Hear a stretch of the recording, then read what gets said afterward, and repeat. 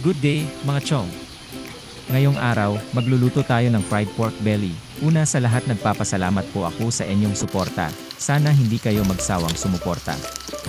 Hangat may isa na nagtitiwala sa atin, laban lang tayo mga chong. Lahat naman tayo nagsisimula sa ibaba.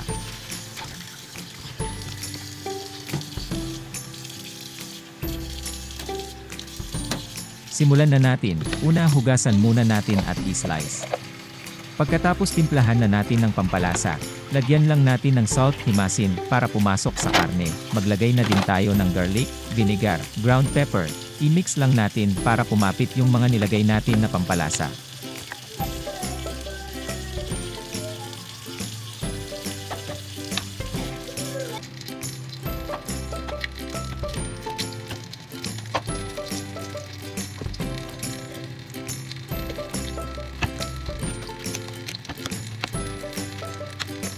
Ready na po, lutuin natin ang ating pork belly, ilagay lang natin isa-isa, at katamtaman lang yung apoy para maganda ang resulta ng pagkaluto ng karne.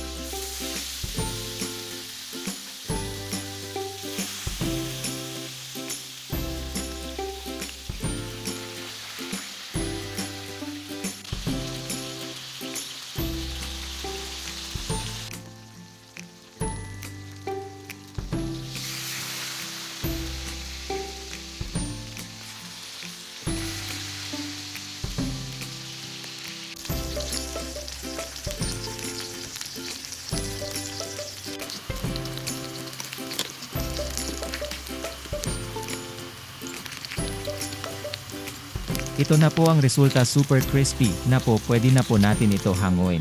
Napakasarap po nito at napasimpleng gawin.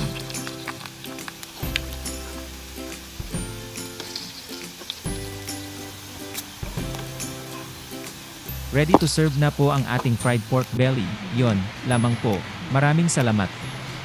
Ingat po kayo palagi. God bless.